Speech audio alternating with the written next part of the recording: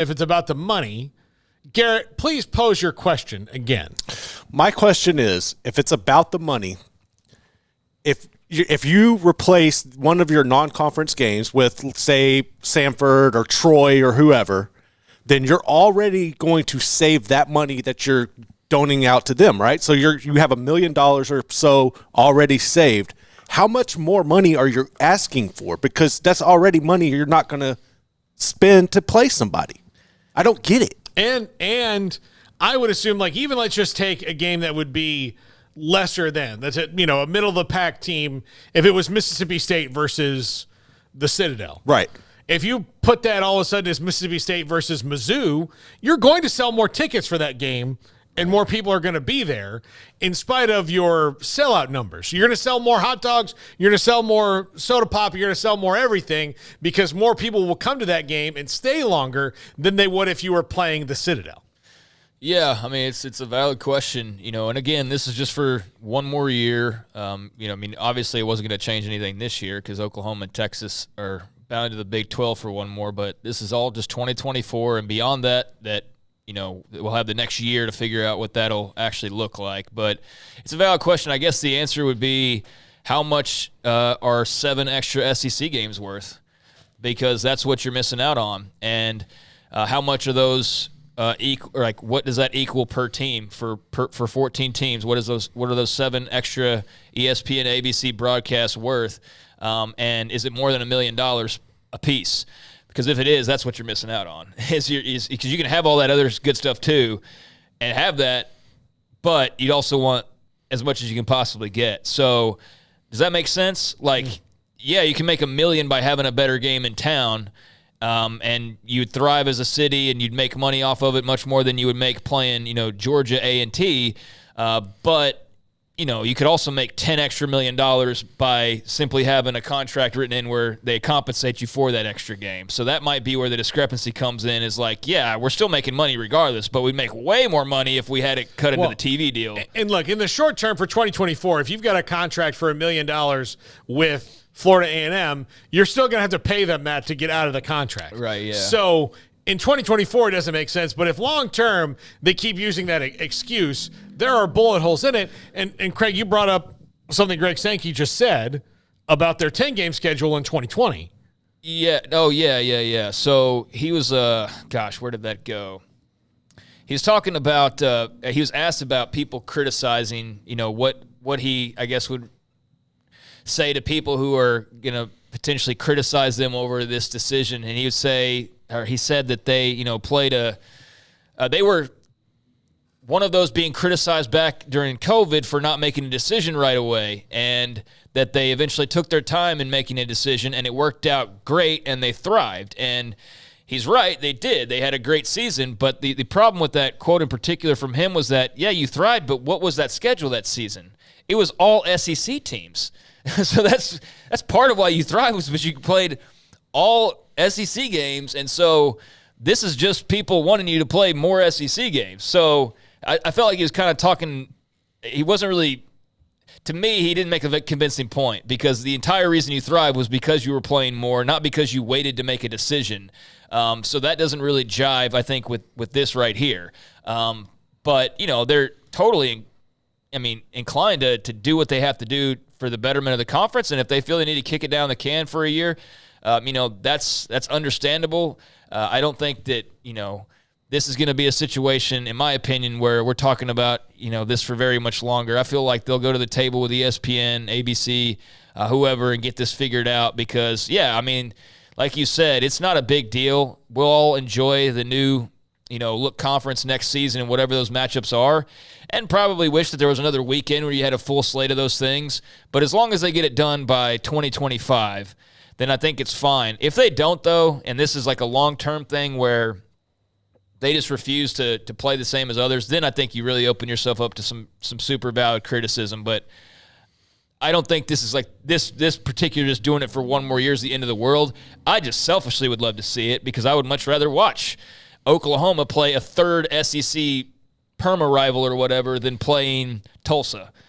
So that's just me, and that's the fans and the media talking. I've seen some fans will push back of like, Well, it's just the fans and the media complain. It's like, well, what are you? Yeah. Like, what do you have in it that you're like defending the SEC for? Like, why are you like on the payroll for the conference? Like, why would you not also want? Well, you don't have to defend them over everything. You realize that, right? What else is there than fans and media? There's the institutions, and then there's maybe he's a professor. I don't know. Yeah, but I just thought that was a really odd criticism of like, yeah, sorry, we all want this thing that we love to be even more lovable, but you're worried about the money that's not going to you. I don't know. That perspective's weird to me, but okay. I guess you got to fight tooth and nail to defend the shield or whatever in this case, but we don't have to do that. Like, we can be critical of things we love, and it doesn't mean we don't love them anymore or that we love them less. It just means that nobody's perfect, including this conference. That's just silly. But yeah, no, and it is. I think the more interesting thing to me is that like Greg saying, Mike, 2 commissioners in a row have managed to drive straight down a road with no traffic, and now they get to what I thought would have been one of those things where not only could they change it and be like, no, it just makes sense for us to do this. Like, they could have made it seem like they were not always avoiding this inevitability, and they did. They've got a flat tire. They didn't, blow out the sidewall. They'll pump it up and they'll fix it. It's just unnecessary criticism for them when this all could have been totally avoided. Yeah, I mean, I think there's probably going to be somebody that hears you and you're like, he's criticizing it. No, it's like you're just saying that they have basically been perfect in every decision they've made, and this is one time you're like, you know what? I don't think they made the right decision here. That's all you're saying, and that's valid. And like I just said a second ago, like, nobody's perfect, and it's fine. Like, nothing's – like, the sky isn't falling because of this decision today. But it's just, yeah, selfishly, I would love to see more great college football matchups because that's kind of what we've now been promised with all of this moving around, particularly for that league and the Big Ten. And so to not want to have more, it's obviously financial, and that will be what needs to be worked out. Yeah. And will be, that will be the story then is what is Disney willing to put forward as far as more money. And they can probably wait that out another year. Yeah. When there's a lot of turmoil this year. Next year, next year obviously an election year too, so that creates some business issues. But the Pac-12 will be figured out by then, and the landscape. Not that the Pac-12 would have any effect on the SEC's numbers, but just it'll be clear. The room will be it'll be less smoke filled. It could in that. Like, if the Pac-12 is not involved on ESPN, then that's theoretical money that they would have to reinvest in their other properties that they have. So, all right, I got one thing here and I don't know where this came from. I just saw it from, I don't know where the original tweet came from, but it's from Reddit College Football, I believe. Yeah, and it has the list of, and I don't know where they swiped this from. I wish I had linked to an article, but it says it appears only 5 schools of the 14 support a 9-game league slate. Was this maybe from a previous article, I guess? But I never saw, if it was, I never saw them actually get specific on this, but it's interesting. 5 schools of the 14 current members support a 9-game league slate, because as we know, Texas and Oklahoma can't vote till next year. Although, again, if they said or did what they said they would do, they both said that they would vote yes, so then you'd have 7. But that's still not the majority that you need. So the 9 that didn't vote for this are apparently now known because we know who the 5 are that did. Those who supported a 9-game league schedule per wherever they got this from, Florida was in favor, Georgia was in favor, LSU was in favor, Mizzou, that's right, Graham, baby, go Tigers, they were in favor, and Texas A&M was in favor.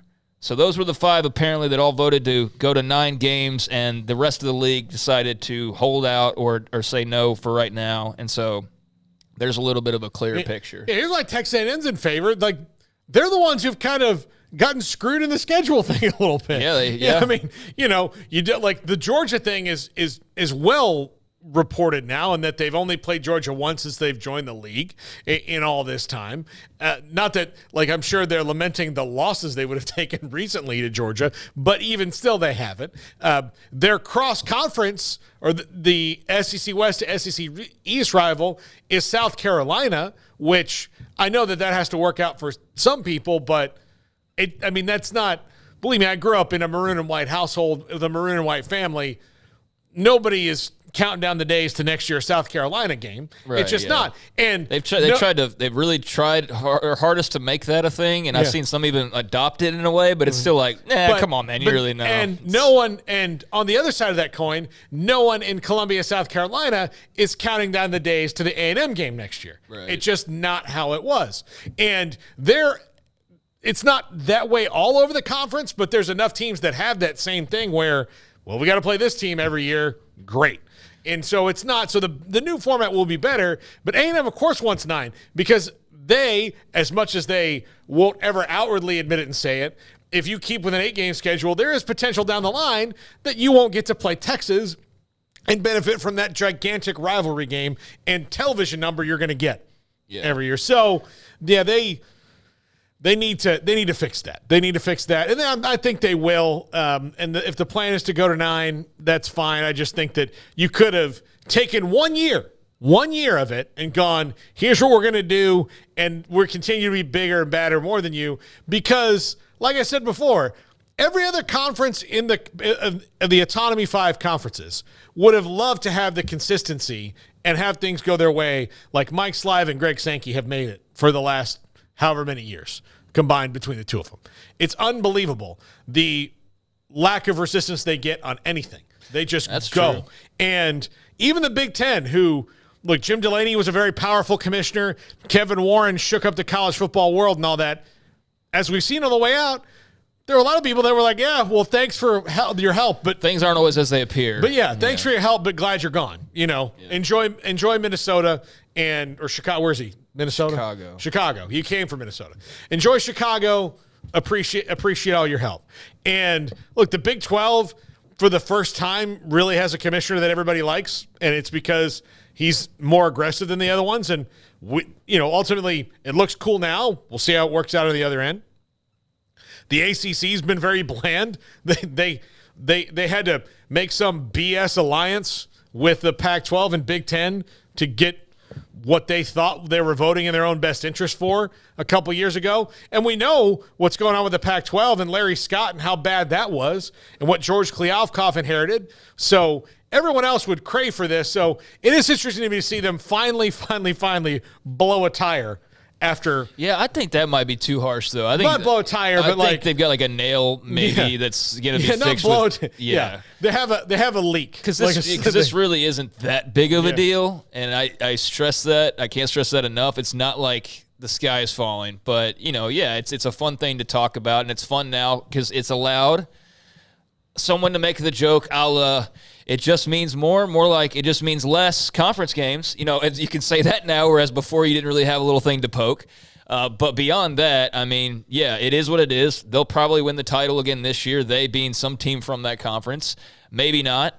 I'm very curious how the expanded playoff changes that or doesn't, and what that, because for all we know, this all leads to them having 4 of the Final 4 in the future, So I think they're fine, but you're right. This is one little minor thing that you can actually validly, have some sort of criticism over. But let's see what they do in 2024-ish when this decision rolls back around. We know there's at least 7 votes counting Oklahoma and Texas. Now, where do they get a couple more? Because they would still need a couple more. Maybe that is a 16-0 vote if Mickey Mouse comes to the table and says, all right, here's another $100 million for another week of 7 games, and everybody's happy, because that's probably what will happen. Yeah. This honestly is like if you ever see like a picture of Heidi Klum like walking to Starbucks like a little disheveled, like that's what it is.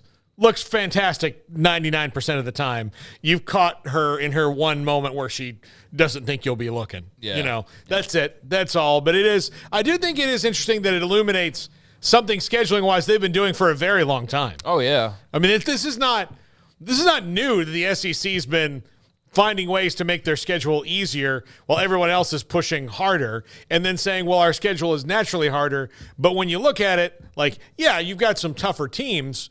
Maybe you're a little bit deeper league, but you can't really say it's harder if you're going to pay less Power 5 opponents than every other conference is. Like your argument kind of collapses in on itself.